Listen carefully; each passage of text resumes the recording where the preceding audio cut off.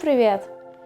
Рядом со мной стоит рабочий стол. У нас в доме он появился лет так 8-9 назад, когда я его привезла из старого папиного офиса, так как он ему был уже не нужен.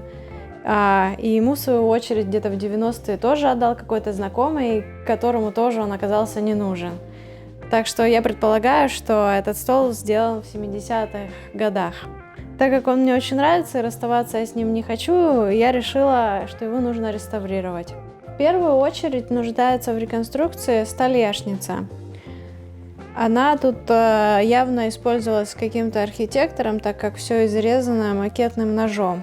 Также в конструктивной части есть недочеты.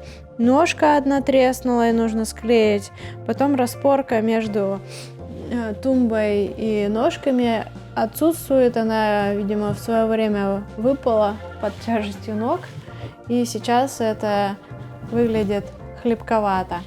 Поверхность самой несущей части тоже покрашена каким-то дешевым лаком, тут есть подтеки и также следы краски другой. В общем, надо почистить и перекрасить. Кстати, если надо показать, что тут ящики сделаны на ласточкин хвост полдерева. Для тех, кто захочет сразу написать, что вот у нее такая крутая мастерская, а стол новый она себе и не купить, не сделать не может, я сразу отвечу, что я люблю вещи с историей и не так просто с ними расстаюсь. Тем более, что вещь-то деревянная, и хочется сохранить ее и приукрасить. Итак, сейчас я в мастерской, столешница уже демонтирована. Дальше я буду разбирать основания на составляющие и начну именно с реставрации каркаса.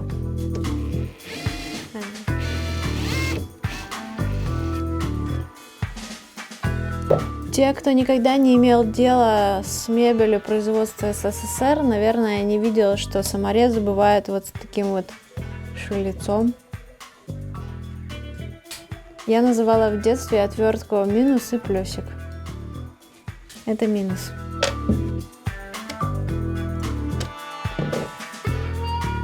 Я недовольна качеством советских саморезов, так как они не выкручиваются, и проще их вырвать. То есть держатся они там вот так вот.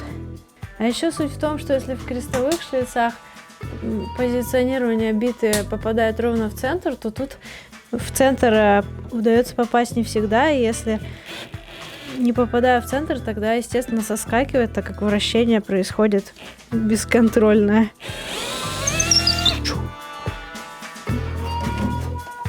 Вот этот вот каркас закреплен к тумбе еще на 2 шканта. Нужно отпилить. Была куча клея, но он никак не контактировал с самой тумбой. С этой стороны не получится просунуть японскую пилу, поэтому нужно шкант этот высверлить.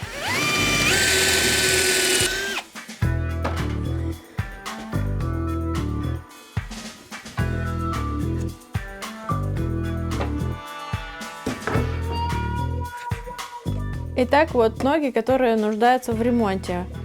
Эта нога треснула, а здесь выпал кусок, и поэтому эту часть нужно выпилить с 2 сторон, так как тут на склейке все. Ну и изготовить новую, все собрать. Ножки, кстати, оказались дубовые, поэтому новая деталь тоже будет из дуба.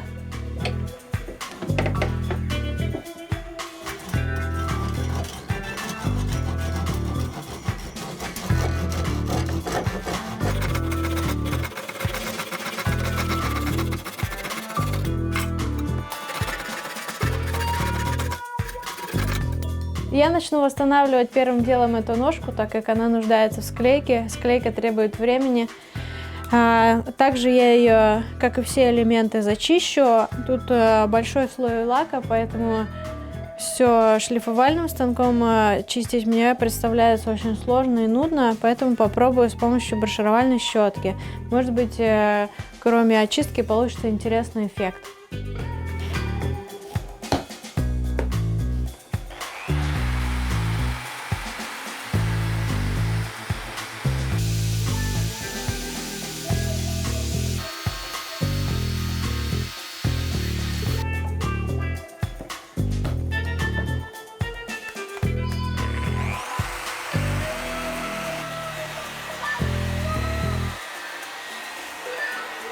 Клею эту ножку клеем Tite Bond 3. Постараюсь максимально попасть в щели и затем сожму струбциной.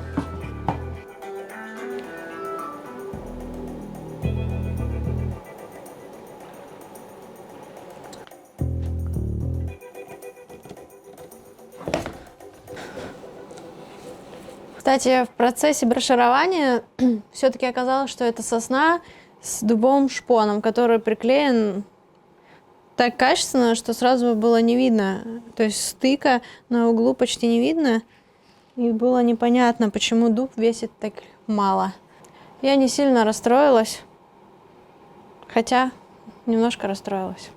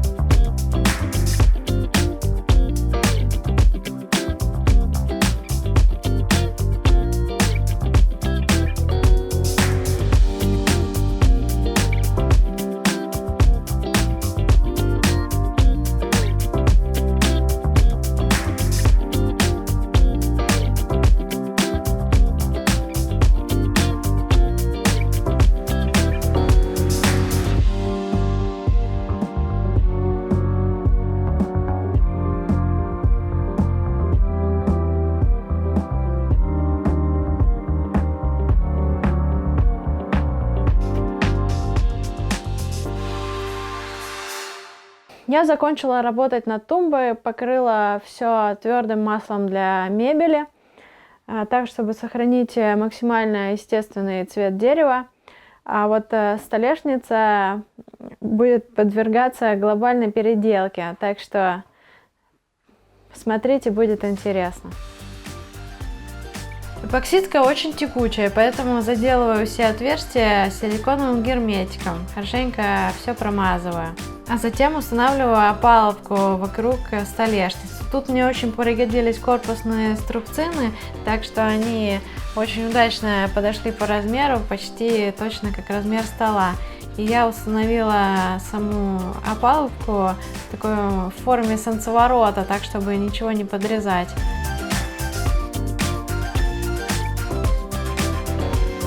А затем я установила такие рассечки из брусочков, потому что буду заливать не одним цветом, а целых у меня 3 цвета будет, и мне надо, чтобы эпоксидка не смешалась.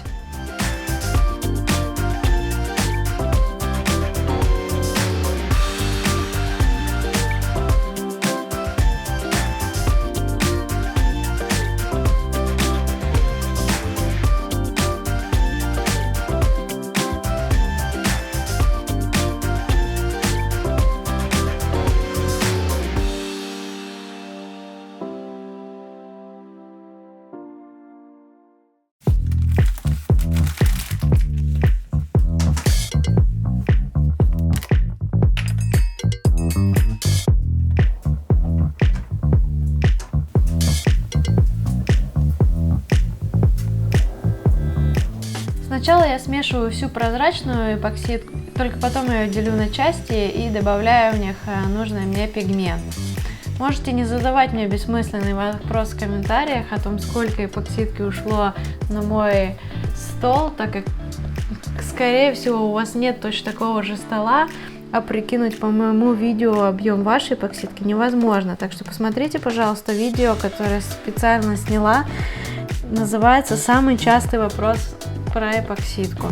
Там я отвечаю на вопрос, как рассчитать объем смолы.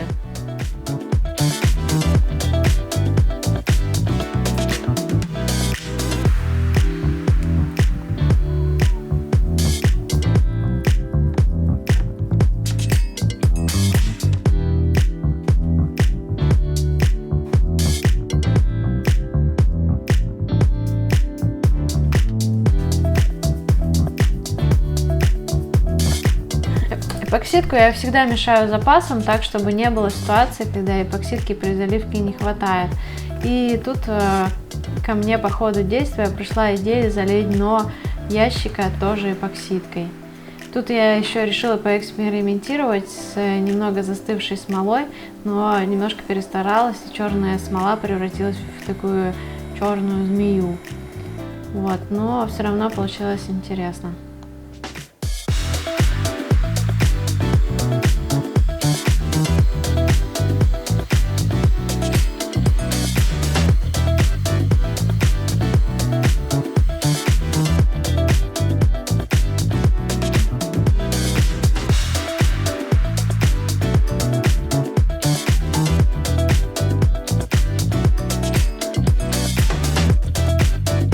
На следующий день, когда первая заливка эпоксидки у меня застыла, я заливаю растечку цветом золота.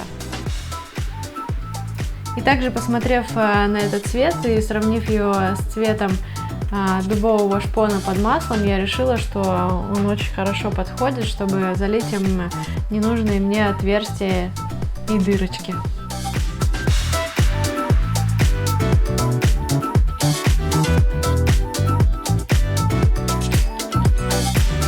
В этот раз я решила попробовать сетчатые шлифовальные круги, и они очень хорошо сработали в сочетании с пылесосом. Получалось гораздо проще все шлифовать и меньше барашков при работе.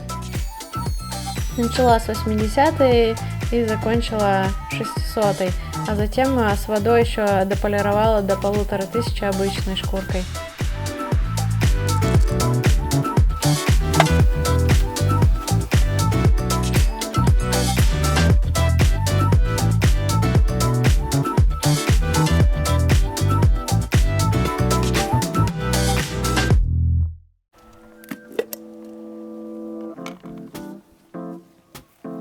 Чтобы эпоксидка не царапалась, я все покрываю лаком. Лак я наношу в 2 слоя с междуслойной шлифовкой. Кстати, у черной эпоксидки есть свои нюансы. Так, если в толще эпоксидки будут какие-то пузырики, то при шлифовке они могут забиться белой эпоксидной пылью. Так что чем лучше вы выгоняете пузыри, тем лучше результат.